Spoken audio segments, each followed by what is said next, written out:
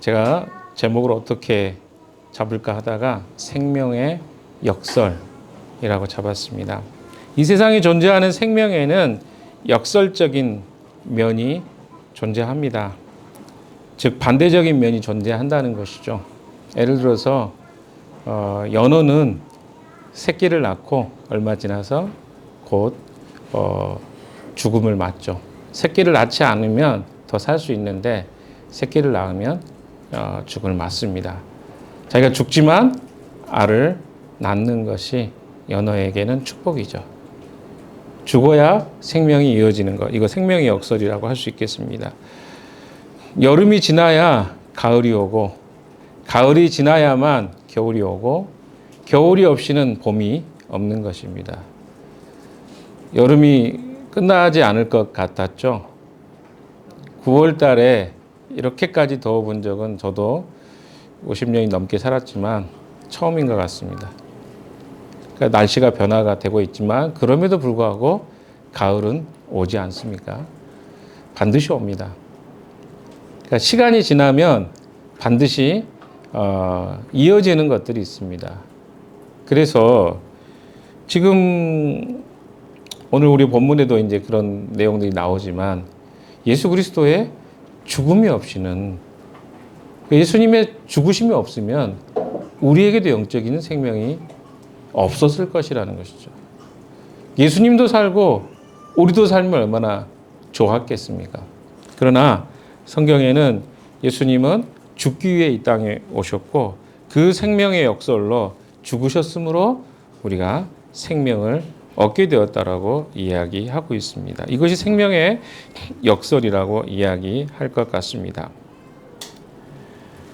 과거에 저에게는 참 깊은 관계를 맺고 친밀했던 좋은 관계의 사람들이 있었습니다.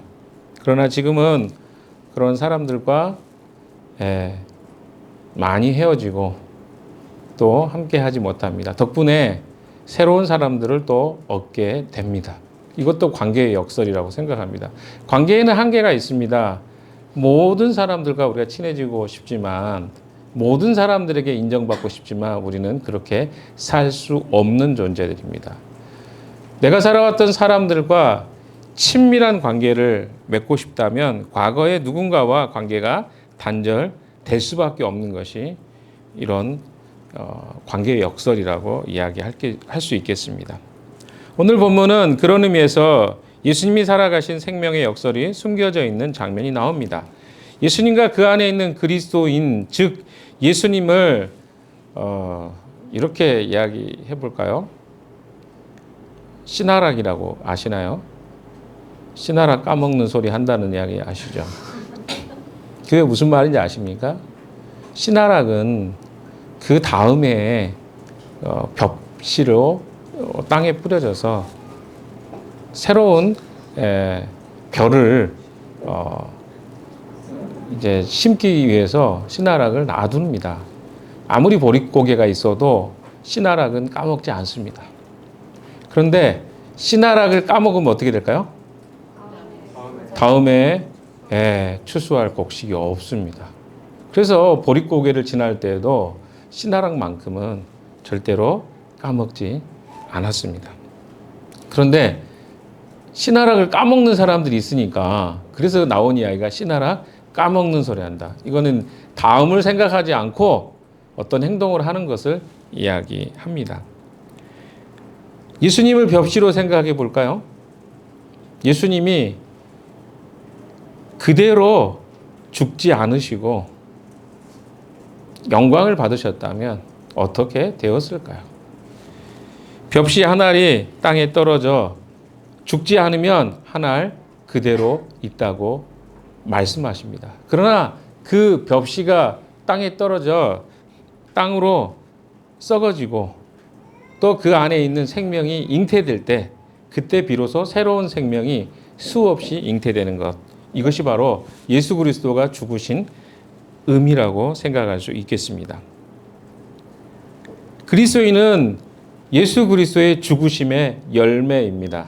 벽시 되신 그리스도가 땅에 떨어져 죽으심으로 열매된 그리스도인들이 태어나게 되었습니다. 그래서 그의 열매인 우리가 주님처럼 또 죽음으로 또 다른 열매가 맺히는 삶으로 주님은 우리를 부르셨습니다. 그래서 우리가 주님처럼 이 땅에서 그리스도인답게 삶을 살아가고 예수 그리스도의 삶을 우리가 살아갈 때 또 다른 열매가 맺히는 방식으로 하나님은 복음의 열매를 이 땅에 확장시켜 가고 계신 것입니다. 우리가 희생하고 헌신하고 누군가를 사랑하는 것은 바로 그리스도가 우리를 사랑하셔서 그 열매가 되어졌던 것처럼 우리의 희생과 헌신과 사랑을 통해서 또 다른 사람이 주님께 돌아오기 때문에 그렇습니다. 이것이 하나의 숨겨져 있는 영적 진리입니다.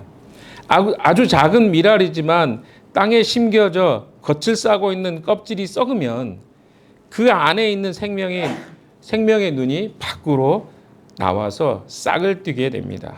그리고 그것이 자라서 많은 열매를 맺을 수 있게 되는 것입니다. 그러나 그 안에 생명이 담겨 있는 미랄이라도 땅에 심기우지 않고 또 썩지 않는다면 어떤 열매도 맺힐 수 없는 것이 바로 이런 씨앗의 비밀입니다. 만약에 몇 년이 지나도 그 벽씨와 씨앗이 썩지 않고 그대로 존재한다면 그 씨앗에는 생명이 없다라고 우리는 이야기할 수 있겠습니다. 오늘 주님은 한 가지 사건을 이야기해 주시면서 주님의 마지막 때가 되셨음을 그 제자들에게 이야기하십니다. 그런데 이 장면을 본 사람들이 나오죠. 그 사람들의 이야기가 오늘 본문의 이야기입니다. 12장 20절을 같이 한번 읽어보도록 하겠습니다. 20절입니다. 같이 읽어볼까요? 시작. 에비아로 올라온 사람 가운데 그리스 사람이 몇 있었는데, 여기서 그리스 사람이라고 이야기합니다. 그리스 사람, 이게 굉장히 간단한 이야기입니다. 오늘 내용은 그렇게 어렵지도 않습니다. 그런데 여기에 어떤 의미가 있는가 해석이 좀 필요한 부분이 있어요. 왜 이 사람들을 바라보시면서 예수님이 이 사람들에게 이야기하는 것 같지 않은 이야기를 하고 있기 때문에 그렇습니다. 그렇지 않습니까? 20절에 분명히 이 그리스 사람들이 몇 명이 있었습니다. 그리고 어떻게 합니까? 빌립에게 가서 예수님 만날 것을 요청합니다. 그리고 예수님을 찾아갔는데 갑자기 예수님께서 인자가 영광을 받을 때가 되었다, 이렇게 이야기하시는 거죠. 그러면서 미랄 하나가 땅에 떨어져서 죽지 않으면 하늘 그대로 있고 죽으면 열매를 많이 맺는다. 좀 수수께끼 같은 이야기가 진행됩니다. 왜? 아니 헬라 사람들이 왔으니까 그들과 대화하는 이야기가 나와야 되는 게 정상적이잖아요. 근데 그런 이야기가 아니라 지금 한 알의 미랄이 땅에 떨어져 썩으면 많은 열매를 맺는다는 이야기로 진행이 됩니다. 그들과 어떤 이야기도 진행하지 않아요. 왜 그렇게 이야기가 곁다리로 가는 것처럼 들려질까요? 그 이야기를 좀 같이 풀어보도록 하겠습니다. 당시에 헬라인들은 이방인이라고 이야기할 수 있겠죠. 믿지 않는 사람들입니다. 그런데 그들이 어떻습니까? 6월절에 예배하러 온 거예요. 자, 그러면 생각해 보세요. 헬라인들은 어떤 사고와 그들의 종교관념을 갖고 있었을까요? 헬라 신화 이런 것들을 한번 보십시오. 제우스라든가 뭐 포세이돈, 우리가 잘 아는 뭐 그런 헬라의 신화들이 많이 있잖아요. 그러니까 굉장히 종교가 다원주의적이고 모든 것들이 신이 될 수 있는, 그리고 어떻습니까? 포용적이죠. 근데 거기에는 뭐가 없어요? 진짜 하나님이 어떤 분인가에 대한 존경심이나 위험이 없습니다. 왜? 신이 전부 다 인간과 같은 존재들이잖아요. 막 분노하고 죽이고 싸우고 그런 이야기들입니다. 헬라 사람들에게 있어서 유대교는요, 뭔가 다른 느낌을 줬던 것 같아요. 그래서 그들이 이 종교적인 이방인들이죠. 그러니까 헬라의 문화권 속에 있었던 사람들은 신을 믿고 따르는 것이 그렇게 어렵지 않은 사람들입니다. 여러분이 그런 그리스 신화나 시대적 이야기를 들어보면요, 대부분의 지역과 사람들이 신앙을 갖고 있습니다. 그 지역의 종교를 갖고 있다거나 신을 믿고 있습니다. 그러니까 그게 보편적이에요. 그런데 이것은 굉장히 어떤 종교입니까? 고등 종교라고 하기에는 조금 그 신앙이나 그들이 믿고 있는 신들이 대단히 인간적인 내용이 많습니다. 그래서 이것을 신화라고 우리는 이야기하죠. 신화적 존재들을 믿는 거죠. 근데 유대교는 어떻습니까? 유대교에 이야기하고 있는 하나님은 유일신입니다. 그리고 어떻습니까? 그 하나님의 창조로부터 시작해서 특별히 그 이스라엘 백성들이 하나님을 믿는 그 행위, 태도, 이런 것들이 굉장히 이방인들에게는 매력적으로 보였을 것입니다. 다신교를 믿고 있던 그들에게 이 유대교의 단일신, 숭배에 대한 매력 때문에 이들이 이 예배의 장소로 나왔을 가능성이 굉장히 높습니다. 대개 이 헬라인들은요, 종교적인 삶과 자기 자신의 삶이 분리되어 있는 그런 삶을 살았습니다. 그런데 유대인들은 어떻습니까? 삶이 분리되지 않았습니다. 종교가 곧 삶이기도 합니다. 그리고 도덕적이고 윤리적이면서 또 고상한 가르침을 가르치고 그렇게 살아가는 것 같아요. 이것들이 굉장히 매력으로 다가왔을 가능성이 많은 것이죠. 진지하게 종교를 갈망하는 사람들에게는 이것은 매력이었던 것이죠. 자, 그래서 그들은 예루살렘에 방문하게 되는데 예수님의 이야기를 듣게 됩니다. 그리고 또한 여러분이 이제 여기에는 생략이 되어 있지만 예수님이 학자마다 의견이 다릅니다. 2번 성전을 정화했다라고 하는 사람이 있고 한 번만 했다고 생각하는 사람이 있습니다. 근데 제가 생각할 때 2번 하신 것 같아요. 성전 정화. 요한복음 2장에 나오는 그 부분 있잖아요. 그러니까 성전을 정화했다는 건 무엇입니까? 거기 안에 있는 이 성전 안에 장사하고 원래 성전 안에서는 장사를 할 수 없었습니다. 성전 밖에서 할 수 있었죠. 그런데 어때요? 이방인의 뜰이 전부 다 어떻게 돼버려요? 예, 장사하는 장소로 바뀌었습니다. 먼 곳에서 동물을 데리기 어려워서 가까운 곳에서 그런 동물을 살 수 있도록 만들었던 장치가 나중에는 더 큰 덩어리가 돼버렸죠. 그래서 그들의 마음 안에서 하나님을 예배하는 것보다 무엇이 더 커졌어요? 상업적인 부분으로 바뀌어버린 거죠. 편리함이 나중에는 하나님에 대한 경외심 없음으로 바뀌게 되는 것들을 보게 됩니다. 예수님이 그런 모습들을 보여주셨습니다. 아마 이 헬라 사람들도 그 현상과 상황을 봤을 가능성이 굉장히 높습니다. 보지 않았더라도 이야기를 들었어요. 그래서 이들이 어떻게 해요? 빌립을 찾습니다. 왜 그런 빌립을 찾았을까요? 여러분, 빌립이라는 이름 자체가 헬라적 이름이기도 합니다. 왜 그렇죠? 그의 고향이 어디입니까? 베세다 출신이죠. 베세다는 갈릴리와 그런 다른 나라와 경계 지역이에요. 그러니까 갈릴리의 가장 끝자락이 빌립이 살고 있는 베세다 지역입니다. 그러니까 이방 사람들하고 접촉을 할 수 있는 이름 자체도 그렇고요. 그렇기 때문에 이방인들이 빌립과 아마 대화가 되었을 가능성이 굉장히 높습니다. 이건 학자들이 이야기하는 거기 때문에. 그래서 그러면 빌립을 통해서 어때요? 예수님과 접촉을 하는데 또 이너서클 안에 안드레가 있었죠. 그래서 안드레에 가서 물어봅니다. 예수님에게 이 이방 사람들이, 왜냐하면 이방 사람들이라는 것은 유대인하고 이방 사람 잘 만날 일이 없잖아요.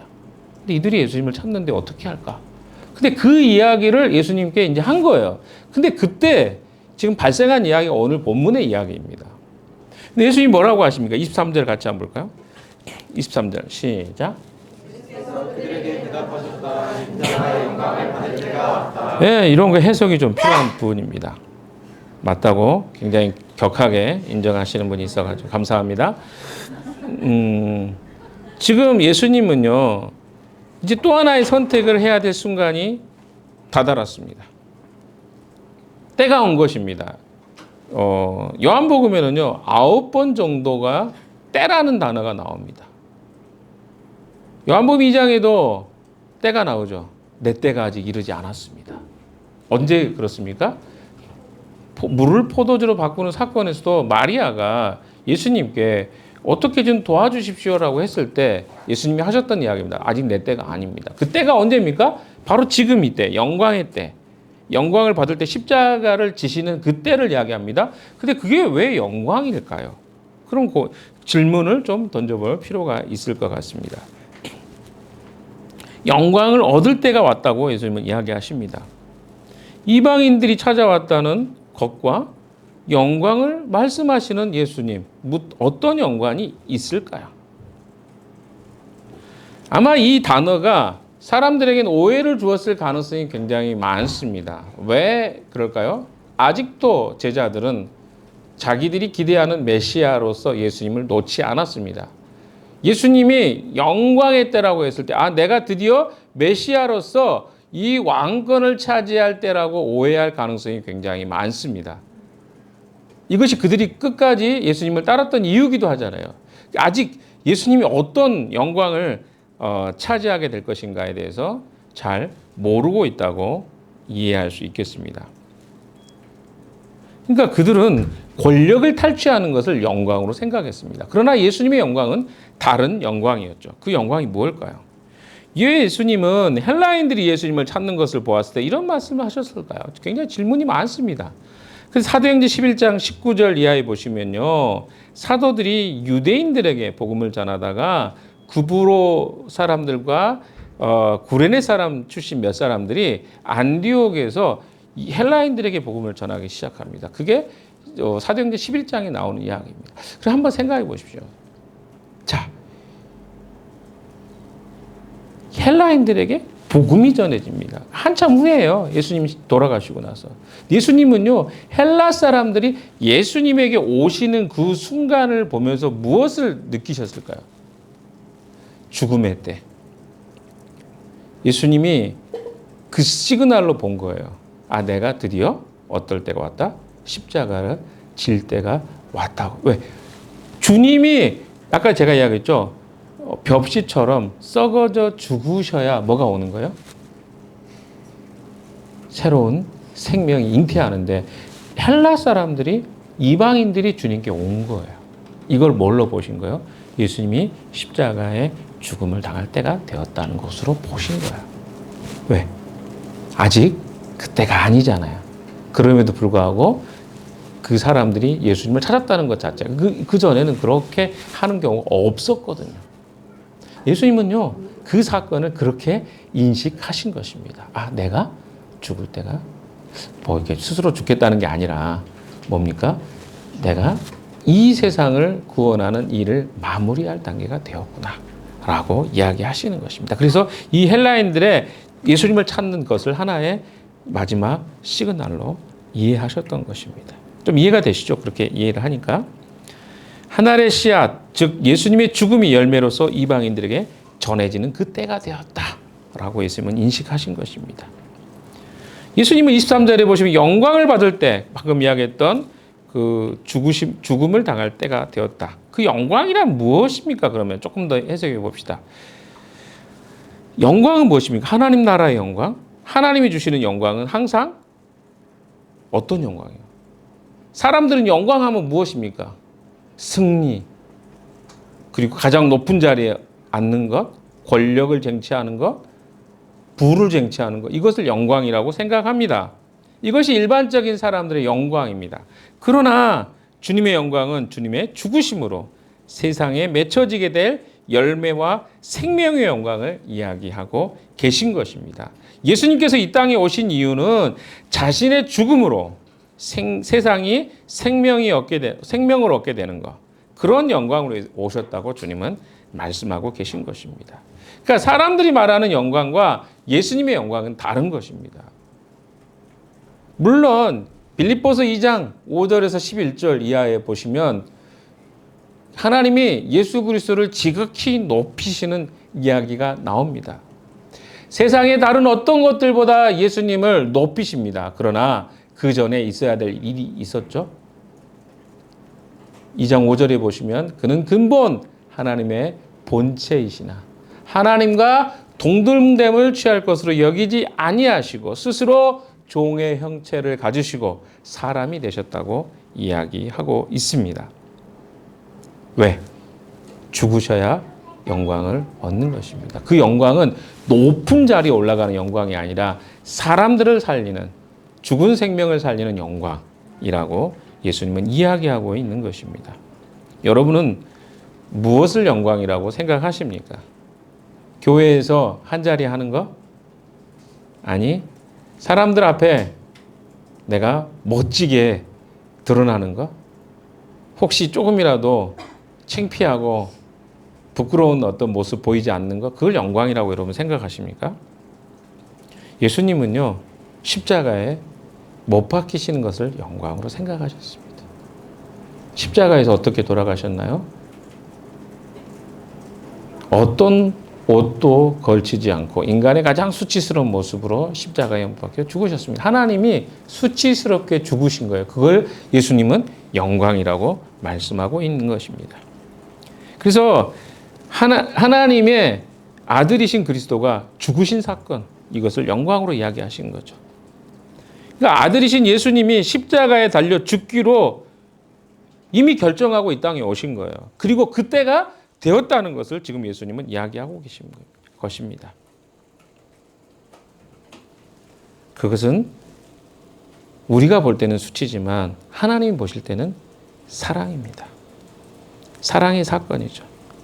하나님의 속성인 하나님의 영광은 하나님의 사랑을 통해서만 드러납니다. 하나님의 영광은 무엇을 통해서만 드러나요? 하나님의 사랑을 통해서. 부모가 자식을 살리는 것이 영광이죠. 그렇지 않을까요? 자식이 죽게 되는 상황에 부모가 몸을 던져서 자식 대신에 부모가 대신 죽는 거 영광이죠. 저는 그렇게 생각합니다. 사랑 때문에 하는 일이죠. 하나님의 속성인 하나님의 영광은 하나님의 사랑을 통해서만 드러납니다. 그러니까 영광을 받으실 때가 되었다는 것은 하나님의 사랑이 가장 사람들에게 어떻게 드러나는 시간이 되었다라고도 해석이 되는 것입니다. 예수님이 받으실 영광 역시 예수님의 사랑을 통해서 하나님이 주시는 그 영광을 이야기하십니다. 여러분, 내가 노력하고 애써서 받는 영광을 주님께서 말씀하신 것이 아닙니다. 아버지가 그리스도에게 주시기로 하신 일을 행함으로써 아버지 하나님, 즉 성부 하나님께서 그 아들 성자에게 베푸실 영광을 지금 이야기하고 계신 것입니다. 우리는 영광을 이야기할 때 잘못된 개념이 굉장히 많습니다. 그래서 어떻게 합니까? 축구하다가 손흥민처럼 골을 딱 넣고 거기서 어때요? 무릎 딱 꿇고 하면 하나님이 영광을 받으실 거라고 생각해요. 이게 옛날에 많이 저도 설교도 많이 듣고 그래서 우리가 어떻게 해야 머리가 되자. 그 사람들이 이걸 보면서 저렇게 잘하면 하나님께 영광이 된다. 이런 생각을 우리는 굉장히 많이 주입식으로 교육을 받았습니다. 그럼 영광이 될 수도 있죠. 영광이 안 될 수도 있고. 근데 그것을 영광이라고 치부한다는 건 뭡니까? 세상의 가치가 거기에 대입되어 있는 것이죠. 세상은 무엇입니까? 높이 올라가야 영광이 된다고 가르쳤기 때문에 그렇습니다. 그래서 우리는 어때요? 대한민국에 살고 있는 우리 1등을 항상 추구하잖아요. 그래서 어때요? 요즘에 좀 많이 나아졌습니다. 뭡니까? 은메달 따고 동메달 따면 그래도 좀 많이 자유로워졌어요. 옛날에는요, 울었어요. 금메달 못 따면. 지금 중국이 그러더라고요. 그러니까 이게 뭔가 왜곡되면 그렇습니다. 그것만이 영광이라고 생각하는 것이죠.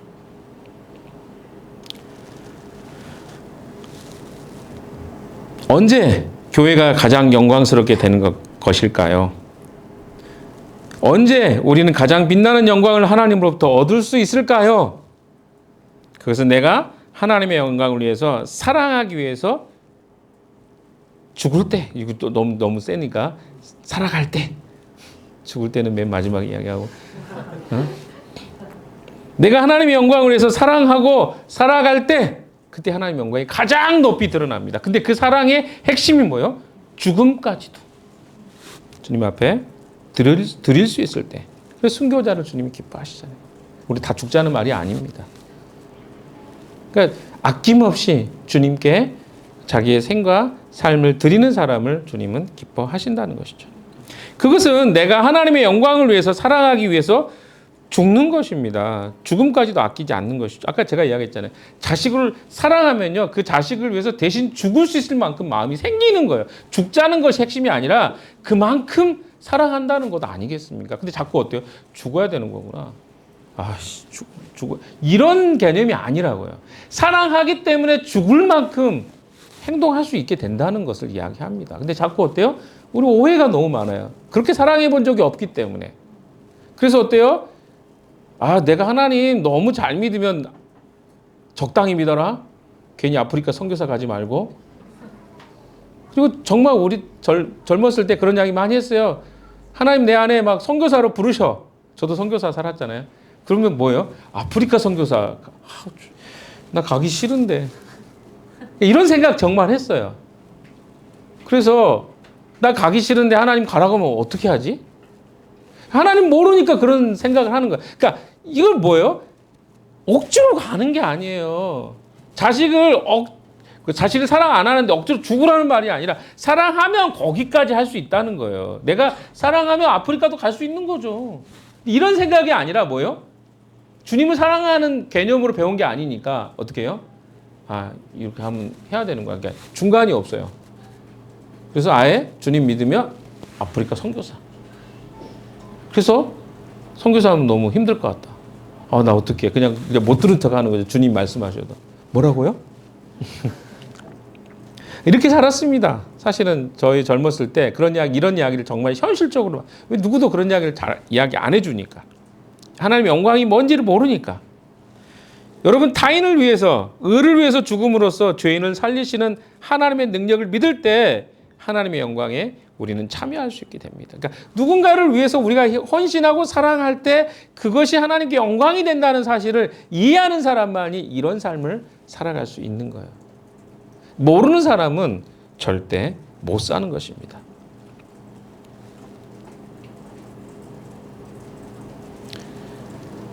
여러분,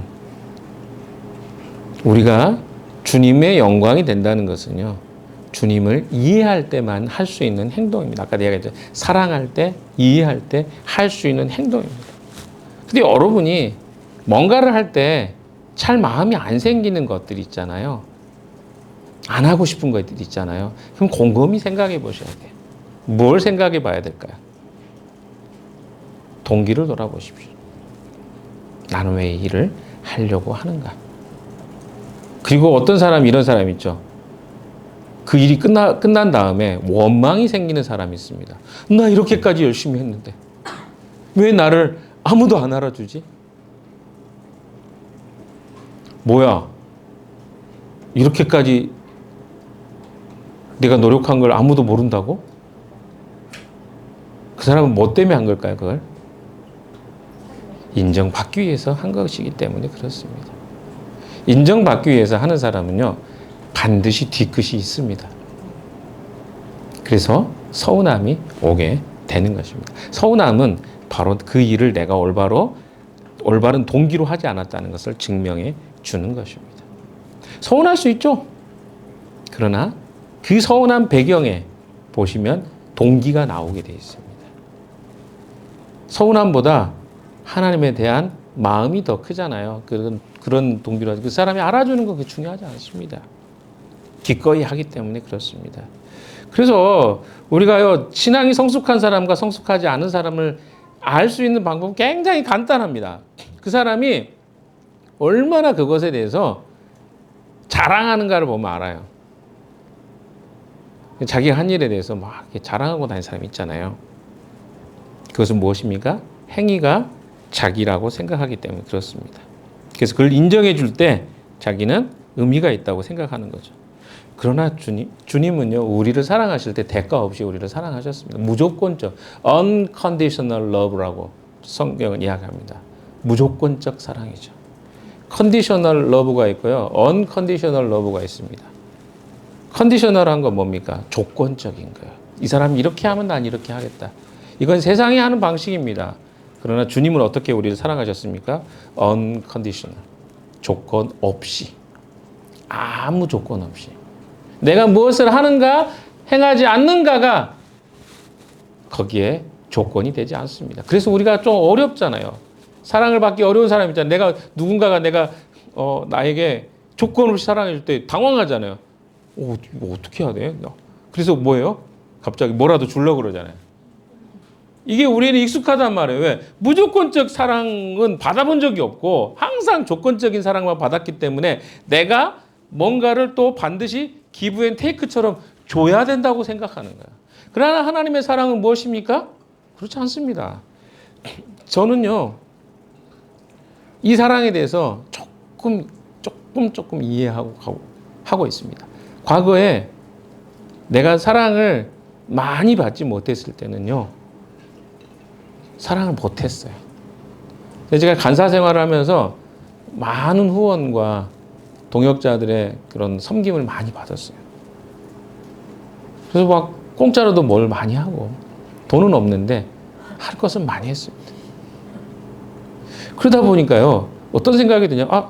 이렇게 나에게 무조건적으로 베풀어준 사람이 내가 다 갚을 수가 없어요. 그러니까 어때요? 나도 누군가를 사랑할 때 이렇게 사랑해야 되겠다.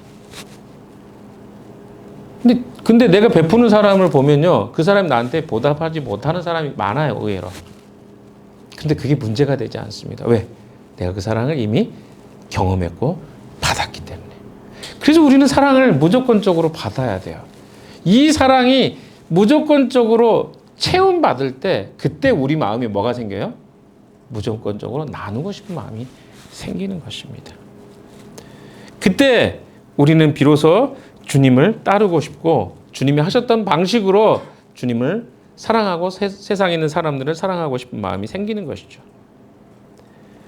여러분, 내가 내 영광을 드러내고 싶을 때 그것을 꺾고 주님께 순종하고 우리 자신이 자기를 부인할 때 하나님의 영광이 드러나는 것입니다. 그러니까 뭐냐면 내 영광을 막 드러내고 싶어요. 특별히 뭐라 그러죠? 나르시스트 같은 사람들은 자기를 막 드러내야 살거든요. 자기가 드러나지 않으면 어때요? 되게 의미 없어 해요. 그래서 자꾸 어때요? 그 공간이 필요해요. 자기가 막 드러나. 근데 사실은 이것은 무엇입니까? 자기 영광을 드러내는 거거든요. 자기가 드러나는 순간 하나님의 영광은 드러나지 않습니다. 세상의 사람들은요, 이런 방식으로 자기를 드러내요. 제가 이제 마을 공동체 활동을 하다 보니까 정치인들을 좀 보는데 정치인들 하나같은 똑같은 이야기 합니다. 생색내기 얼마나 잘하는지 아십니까? 이거 예산을 제가 이렇게 해가지고 했습니다. 여러분 아세요? 이거 제가 한 거예요. 마을 공동체 예산 제가 따가지고 이렇게 해드렸는데 나중에 저 찍어 주셔야 되지 않겠어요? 이렇게 말해요. 자기가 했다고 생각해. 되게 불편하더라고요. 그렇게 이야기하니까. 우리 여기 검암경서 시의원을 만났는데 그 사람도 자기가 이거 해가지고 제가 그거 70번 노선 연장시켜가지고 뭐 시간을 좀 단축시키라고 했는데 이렇게 하더라고. 내가 그랬죠. 시간 안 줄어들었던데요? 30몇 분을 내가 기다렸는데요? 아무튼 그런 이야기를 했습니다. 그러니까 사람들이 그런 자기가 뭐 했다는 업적을 막 해요. 자기 영광, 그러니까 그게 불편한 거예요, 우리는. 자기 영광을 다 사람들은 이야기합니다.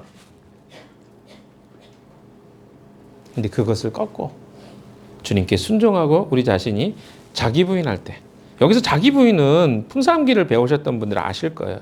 내 자신의 과거의 삶을 부인하는 삶이죠. 그러니까 내가 그리스도 안에 새로운 존재가 되었잖아요. 그리고 과거에 내가 어땠어요? 과거에는 우리는 어떤 존재입니까? 형편없는 이렇게 표현하면 좀 그렇습니다. 나이가 다 젊으니까 우리 자경성도 빼놓고 자경성도는 귀를 막았대요. 그러니까 부모님들이 꼭 다 좋지만은 않을 수 있잖아요. 내 딸도 있습니다만은 제가 우리 딸에게 만족스럽지 않은 걸 알아요. 부모는 항상 그런 존재입니다. 어떤 부모가 자녀에게 만족을 줄 수 있는 부모가 있을까요? 그걸 뭐라 그러죠? 방어적으로 이야기하는 게 아니라 그러다 보니까 아무리 좋은 환경에 살았어도 우리는 상처가 있습니다. 상처를 줄 수밖에 없어요. 그러다 보니까 어떻습니까? 지금 현재의 삶이 과거의 상처 속에 살아가는 거예요. 근데 우리는 전혀 새로운 존재가 되었잖아요.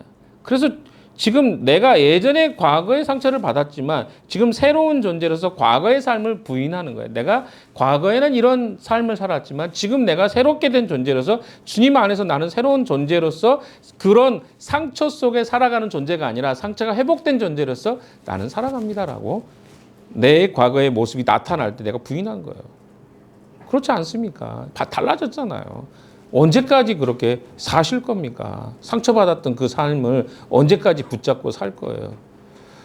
저는 어렸을 때 상처를 받아서 저는 어쩔 수가 없어요. 어쩔 수가 없다면 주님이 왜 필요합니까? 주님은요, 우리를 새롭게 하시는 분이에요. 그래서 우리의 삶에 주님은 우리가 순종함으로 내 과거의 상처와 아픔들이 치유되는 것을 주님은 원하십니다. 그래서 제가 이야기하잖아요. A new person by changing the way we think. 갑자기 울음소리에 제가 깊이 잠겼습니다. A new person이 되는데 어떻게? By changing the way we think. 우리가 생각하는 것의 방식들을 변화시킴으로 새로운 존재가 된다는 거예요. 그러니까 뭐냐면 여러분의 과거 속에서 우리는 헤매고 있었을지 모릅니다. 그러나 우리가 새로운 존재가 된다는 건 뭡니까? 내가 주님 안에서 어떤 존재인가를 내가 가지고 있는 이 생각이 바뀌는 것에 의해서 나는 새로운 존재가 되는 거예요. 이것을 주님이 우리에게 허락해 주신 거예요. 그러니까 우리가 바뀔 수 없다가 아니라 우리는 새로운 존재가 되었다라고 인식하고 내 생각을 바꾸는 작업을 하는 거예요. 이게 바로 자기 부인입니다, 여러분. 내 아내가 아니라 저는 예전에 자기 부인을 그렇게 생각했어요. 단어로 모르니까 이 말을. 여러분 중에는 아마 그렇게 생각하지 않았겠죠. 근데 여러분 처음 듣는다고 생각해 보세요. 그게 무슨 말인지 모르잖아요. 기독교인이 아는 사람들은 아마 그렇게 듣는 사람이 있을 거예요. 근데 자기 부인이라는 것, 그리고 자기 부인이라는 말을 어떻게 오해를 하냐면 나를 다 부정해 버리는 걸로 생각합니다. 그래서 어떻게 해요? 나는 없고 상대만 존재. 성경이 이야기하는 자기 부인은 그런 게 아니에요. 그래서 이 오해가 너무 많아요, 그리스도인들 안에. 그래서 어떻게 합니까? 나이스하게 대하는 거예요. 상대방한테 너무 나이스하게. 그래서 자기는 뭐 누리지 못하면 자기 돈도 하나도 없으면서 다 상대를 위해서 막 베풀고 사랑하고, 그래 집에 와서는 힘들고 이제 우울해지고. 이걸 자기 부인이라고 하지 않아요. 근데 이제까지 많은 사람들이 아직도 이렇게 자기가 가지고 있는 뭐죠? 것들을 다 희생하는 걸로 이해를 합니다. 목사 사모님들도 그렇고 목사님들조차도 그렇고 성도를 위해서 자기를 다 갈아놓고 이걸 자기 부인이라고 말하지 않아요. 아까 제가 이야기했죠. 새로운 존재가 되는데 어떻게 함으로? 우리의 생각을 주님께로, 주님의 생각으로 바꾸는 것으로 새로운 존재가 돼. 이걸 자기 부인이라고 이야기하는 것이죠. 아시겠습니까? 자, 24절도 같이 읽어봅시다. 시작. 진실에게 이르는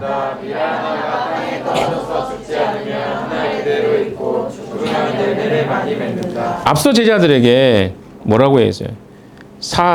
요한복음 4장에 너희 눈을 들어 밭을 보라 휘어져 추수하게 되었다. 이런 이야기를 하셨습니다. 영적으로 보신 거예요. 아직 4개월이 지나야 추수가 된다고 이야기하지만 내 눈에는 무엇이 보인 거예요? 주님의 눈에는 이 땅이 추수할 땅이라는 거예요. 어디가? 사마리아 땅에 가서 그 이야기를 하셨어요. 이제 예수님의 죽음을 통해서 이방인들을 포함한 큰 추수의 때가 왔다는 것을 주님은 말씀하고 계신 것입니다. 한 알의 밀알이 떨어질 때가 되었다는 거예요. 예수님의 죽음을 이야기하는 거죠. 그럴 때만 뭐가 되는 거예요? 많은 열매가 맺히게 된다. 예수님 자신의 죽음을 이야기하십니다. 밀 한 알이 죽어야 많은 열매를 맺듯이 예수님이 돌아가셔야 많은 생명이 태어날 수 있다는 이야기입니다. 많은 열매가 바로 하나님의 예수님께 주시는 영광이 될 것이다 라고 그 열매를 바라보는, 지금 내가 죽음으로 영광을 취할 때가 왔다라고 말씀하십니다. 그게 사랑에 기인한 죽음, 희생으로 인한 열매, 그게 예수님께는 영광이 된다는 말입니다. 여러분이 이 자리에 있기까지 얼마나 많은 사람들이 희생하고 헌신하고 그것으로 여러분이 존재한지를 이해한다면 여러분 삶은 조금 다른 모습으로 여러분 자신을 바라보게 될 것입니다. 물론 우리 교회 안에서 누군가의 희생도 존재합니다. 예비 목자로 우리 수고하는 상은이를 보면 그렇죠? 집을 내어주고 매주마다 쌀이 그렇죠? 줄어들잖아요. 그 쌀은 누가 책임져 줍니까? 아무도 고민 안 했잖아요. 상은이가 이제까지 얼마나 많이 했습니까? 그러나 그게 무엇입니까? 아깝겠어요? 어느 날 쌀을 푸다가 그 뜨던 그릇을 던지면서 내가 지금 이거 왜 해야 돼? 아무도 알아주지도 않는데. 이렇게 생각해 보십시오, 여러분. 그 일이 무슨 의미가 있겠습니까? 그렇지 않습니까? 주님이 그에게 주시는 마음으로 그 일을 할 때 그것이 은혜가 되는 것이지. 만약에 그걸 하다가 우리는 늘 그런 생각들이 들잖아요. 근데 그 수고가 상은이뿐만 아니라 우리의 복음이 나에게 전해지기까지 얼마나 많은 사람들이 희생과 헌신이 있었겠습니까?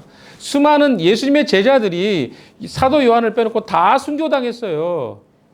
사도 바울도 순교당했지 않습니까? 우리나라에 복음이 전해졌을 때는 어떻습니까? 얼마나 많은 순교자가 있었습니까? 손양원 목사님 같은 분들도 있었고 주기철 목사님 같은 분들도 있었고 수많은 희생의 결과로 우리에게 복음이 전해졌습니다. 우리가 지난번에 뮤지컬 봤었죠. 더북. 중세시대에 이 하나님 나라의 복음을 애워서 전하는 사람들. 그 사람들의 보이지 않는 헌신과 사랑. 그들이 복음에 대한 이해를 못했다면 그렇게 했을까요? 우리나라엔 권서 같은 사람들. 성경을 나누고 전해주고 전달해줬던 사람들. 권서라고 하잖아요. 이런 사람들의 수고가 없었는데 어떻게 우리에게 복음이 전해졌겠습니까? 영광은 하나님의 속성입니다. 따라서 그분께 닿아 있는 사람, 그분의 사역에 함께 참여하는 사람만이 이 영광을 누릴 수 있다고 성경은 이야기합니다. 25절, 26절을 마지막으로 읽어보겠습니다. 25절, 26절입니다. 시작. 사랑하는 사람은 이룰 것이요 이 세상에서 자기의 목숨을 미워하는 사람은 영생에 이르도록 그 목숨을 보존할 것이다. 나를 섬기려고 하는 사람은 누구든지 나를 따라오느라. 내가 있는 곳에는 나를 섬기는 사람도 나와 함께 있을 것이다. 누구든지 나를 섬기면 내 아버지께서 그를 높이. 이게 마지막 어려운 부분인데 해석을 좀 해봅시다. 죽어야 사는 원리는 예수님께만 적용되는 것이 아닙니다. 그를 따르는 제자들에게도 동일하게 이 원리는 적용이 됩니다. 자기를 부인하고 예수님을 왕으로 모시고 하나님 나라를 가져오는 삶, 이 땅에 오게 하는 삶, 이 땅에 하나님 나라가 사라지게 하는 삶, 이게 제자의 삶입니다. 25절에 자신의 생명을 사랑한다는 뜻은 부정적 의미입니다. 긍정적 의미가 아니에요. 뭐라고요? 25절에 보시면 그런 내용 나오잖아요. 자기의 목숨을 사랑하는 사람, 이게 긍정적인 게 아니에요. 자기의 목숨을 사랑한다는 말의 뜻이 뭡니까? 즉 죽지 않으려고 한다는 의미죠. 자기 자신을 죽이려고 하지 않아요. 자기를 부인하지 않는다는 말입니다. 제가 아까 이야기했죠. 자기 부인은 뭐라고? 생각을 바꾸는 거예요. 그래서 새로운 존재가 되는 거예요. 그걸 안 하는 거예요. 그냥 나는 과거에 내가 이렇게 살았어. 좋지 않은 경험을 했어. 나는 어쩔 수 없어. 이 경험으로 나는 계속 살 수밖에 없어. 이거 그럼 뭐하러 삽니까, 여러분? 과거에 그냥 그렇게 사세요. 우울함으로 사세요. 상처로 사세요. 평생 나를 괴롭히고 이게 아니잖아요. 그러니까 우리가 주님 안에서 새로운 존재가 되었다는 것은요. 내 과거가 어떠했든 주님 밖에 있을 때 내가 어떤 상처와 아픔이 있었든 우리는 새로운 존재가 되었다라고 선언한 그 말씀을 붙잡는 거예요. 근데 붙잡으려고 하는데 뭐가 문제예요? 내 생각이 잘 안 바뀌는 거예요. 그래서 우리는 어떻게 한 겁니까? Changing the way. 우리가 생각하는 걸 계속 바꿔가요. 뭘로? 하나님의 말씀으로. 하나님이 우리에게 이야기하신 것으로. 그게 안 바뀌면 여러분 생명이 없는 거예요. 그렇게 바뀌지 않는 사람을 통해서는요. 생명이 잉태되지 않는다는 것입니다. 주님이 왜 이 땅에 오셨습니까? 한번 생각해 보세요. 다 타락했어요. 그런데 어때요? 타락하지 않는 오직 한 분. 그리스도가 오셔서 우리를 어때요?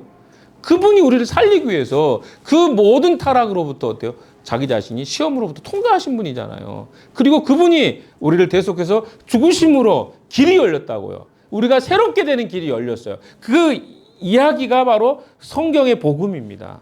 굿뉴스잖아요. 예수 그리스도가 우리를 대신해 죽음으로 우리에게 새 생명의 길이 열렸다. 근데 그 길은 무엇입니까? 예수 그리스도를 따르는 거예요. 그분이 살았던 삶을 따라가는 삶입니다. 자기 부인하는 삶이죠. 자기를 부인하지 않는 사람은 그리스도를 주인으로 인정하지 않는다는 말입니다. 과거에 매여서 과거의 경험이 나를 어떻게 바꿀 수 없다고 말하는 것도 역시 주님을 인정하지 않는 것입니다. 그분의 죽으심이 의미가 없는 것이죠. 이것은 세상의 원리와 방식으로 살겠다는 것을 선언하는 것과 같습니다. 이 사람을 통해서는 어떤 생명의 열매도 기대할 수가 없는 것입니다. 여러분 놀라운 이야기 하나 해드릴까요? 나를 통해서 새로운 생명의 잉태를 경험해 본 적이 여러분 한 번이라도 없습니까? 저는 이 말을 누군가를 통해서 들었습니다. 찔림이 왔어요. 그 사람은 그리스도인이 아닐 가능성이 굉장히 많습니다. 무슨 말인지 아십니까? 나를 통해서 그리스도의 복음이 누군가에게 흘러간 적이 한 번도 경험이 없는 사람은 고민해 보셔야 돼요. 내가 진짜 그리스도인인가? 왜? 생명의 열매는요, 예수님이 살았던 방식으로 그대로 흘러갑니다. 그러니까 복음 전도는요, 예수님이 한 알의 밀알이 돼서 죽으심으로 열매가 맺듯이 그 주님을 따르는 자들의 헌신과 수고와 죽음, 자기 부인을 통해서 새로운 생명이 잉태되는 것입니다. 그 경험이 우리의 삶에 있어야 합니다. 그것은 우리에게 중대한 간증이 되기 때문에 그렇습니다. 물론 나에게 아직 그런 힘이 없어서 그 생명력이 누군가에게 전달되지 않았을 수도 있어요. 좌절하지 마십시오. 나는 없어. 나 죽어야 되겠다. 난 교회에 이제 앞으로 안 나와야 되겠다. 이게 아니에요. 방향을 이야기하는 거예요. 좀 답답합니다. 갑자기. 방향. 내가 지금 없으면 어떻게 그 방향으로 가야 될 거야. 이거 기대해야 되는데 갑자기 오늘 나는 한 번도 없는데? 그럼 나는 그럼 예수님 안 믿는 거야? 아니요. 저도 그런 마음이 들었어요. 근데 그 말을 듣고 그때부터 내 자신을 나에게 주님 저를 통해서 새로운 한 영혼이 변화되는 경험을 하게 해주십시오. 이 기도를 하게 됐어요. 그걸 경험하게 되었습니다. 여러분 그런 경험들을 여러분이 하시라는 그러면 어때요? 그게 우리의 삶에 하나의 변개할 수 없는 나의 예수 그리스도가 나와 함께 하신다는 흔적이 되는 것입니다. 아시겠어요? 반대로 이 세상에서 자기의 생명을 미워하는 자란 누구일까요? 여기서 미워한다는 말은요, 자기 생명을 우선순위에 두지 않는다는 의미입니다. 내 생명을 우선순위에 두지 않는 거예요. 하나님을 영화롭게 하는 일보다 앞서는 일이 없게 한다는 뜻입니다. 그러니까 나의 삶에 나의 영광은 뭡니까? 내가 우선순위가 다 되는 것들이 있어요. 나는 이거 해야 돼. 그러니까 하나님 우선순위가 안 되는 것들 미워하는 거예요. 아니 바쁘잖아요. 여기 안 와도 되잖아요. 일도 있고 저도 허리가 많이 아픕니다. 그래서 못 올 수도 있잖아요.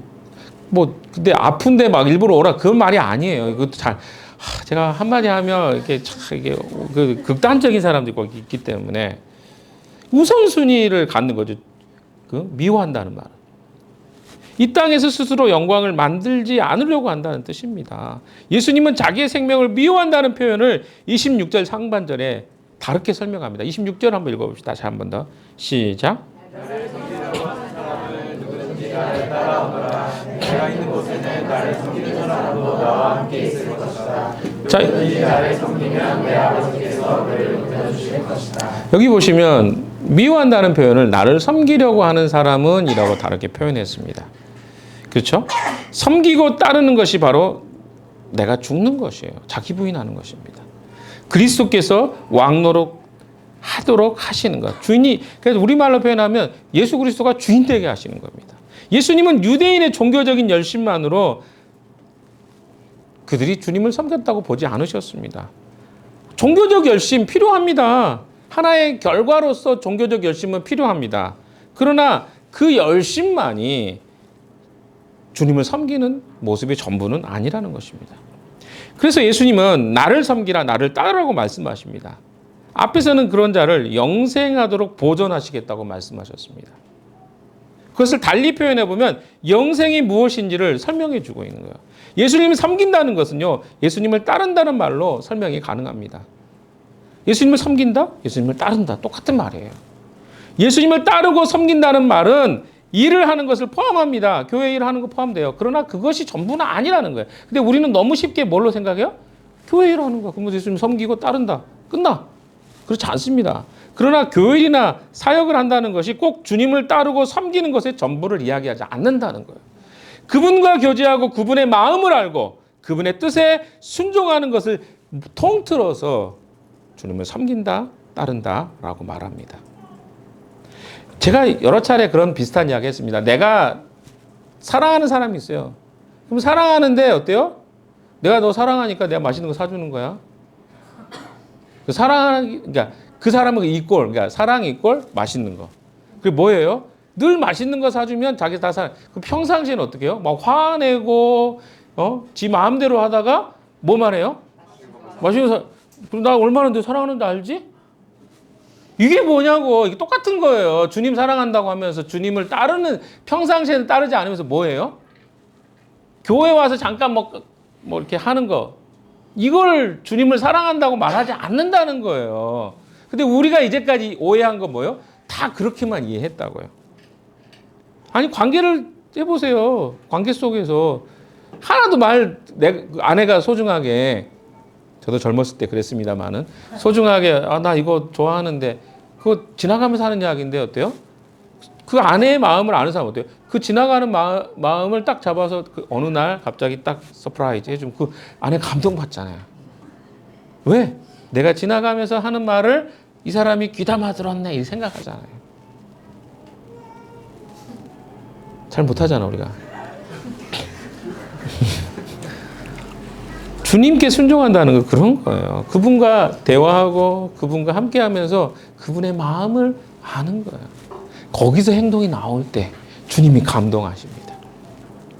신앙생활을 처음 하면요, 그분과 교제하고 그분과 대화하기보다는 어떤 일을 하는 방식으로 주님을 섬기고 따른다고 생각하는 경향이 있습니다. 이것은 마치 어린아이가 어른으로 성장해가는 과정과 같습니다. 어릴 때에는 아이들은 부모님의 마음을 알지 못합니다. 여전히 부모와 관계 맺고 살아가지만 부모의 마음을 이해하기는 어렵습니다. 그러나 청소년기와 청년기를 잘 거치다 보면 어른이 되어서 이제는 엄마가 이때 이런 마음이었구나. 아빠가 이런 마음이었구나.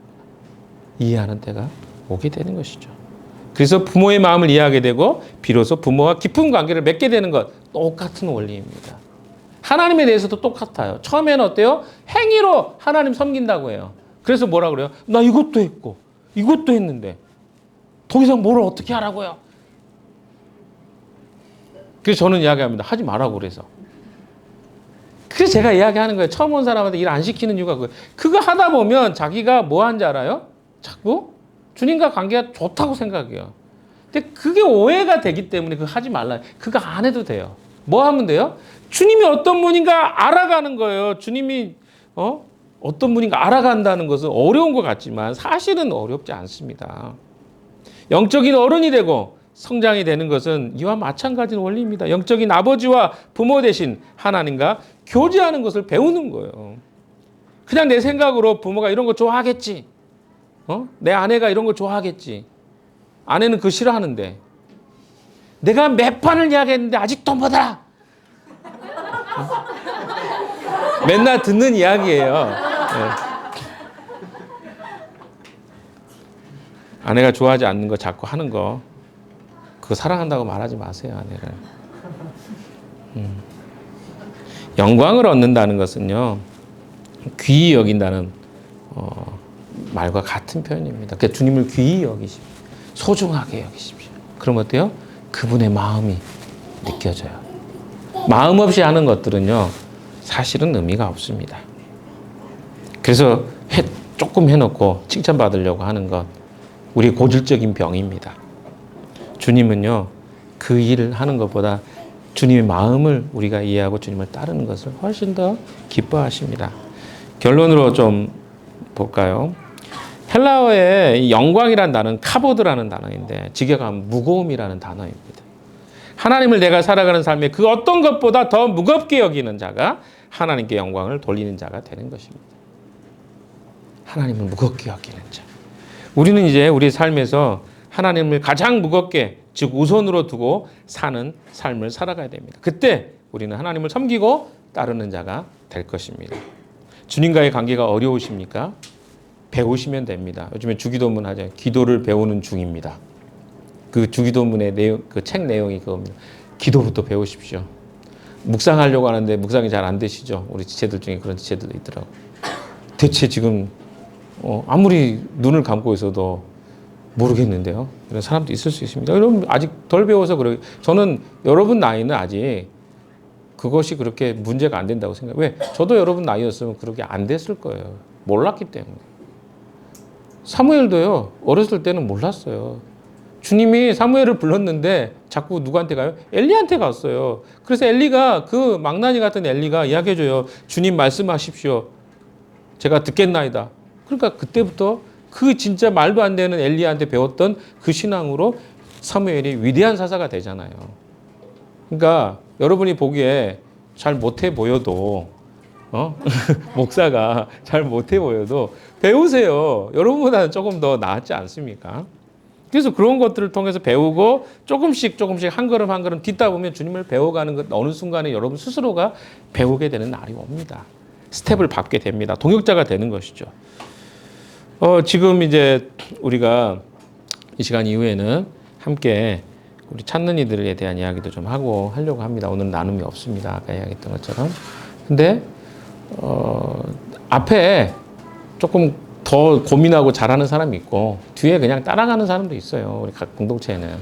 이게 어느 공동체나 있습니다. 그래서 자기가 너무 잘하려고 하지 마시고 그냥 그 안에서 같이 따라가기만 해도요. 친구 따라 강남 가고 공동체 따라 천국도 갑니다. 여러분. 네, 아세요? 그래서 너무 내가 앞에서 그런 리더가 아니어도 너무 걱정하지 마세요. 다만 그 안에 내가 같이 어때요? 참여하고 동참하고 그 마음으로 따라가 보려고 하는 것은 여러분 필요합니다. 그렇지 않을까요? 주님을 섬기는 하루아침에 되지 않습니다. 수십 년 걸려요. 우리의 믿음의 선배들이 다 그렇게 살았고요.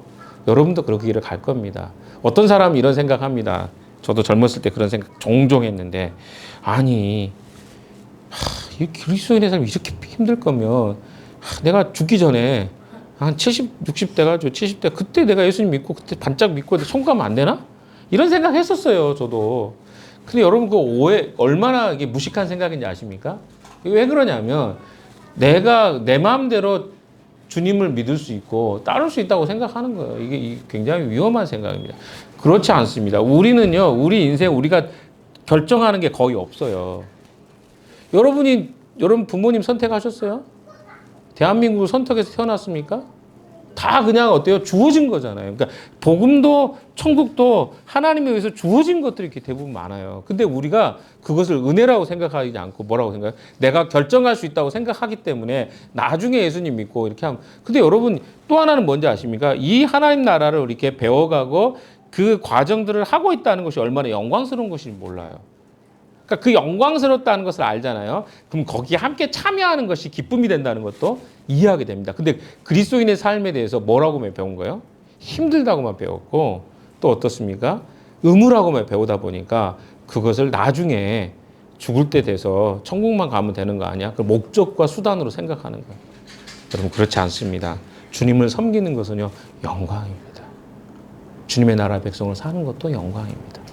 죄 짓지 않는 것도 은혜입니다. 내 마음대로 살다가 주님 만나보세요.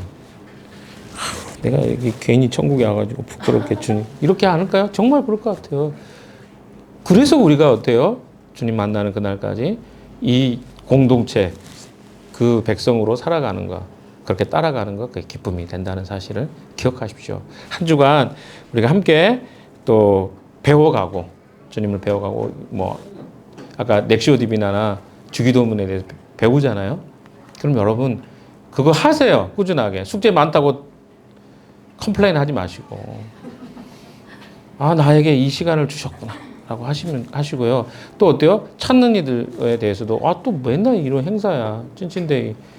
안 했으면 좋겠다. 이렇게 생각하지 마시고 당장 변화되지 않아도 내 주변에 있는 사람들이 같이 해보는 거예요. 그러면서 변화되는 사람을 경험하면 아까 제가 흔적이 되고 간증이 되는 것입니다.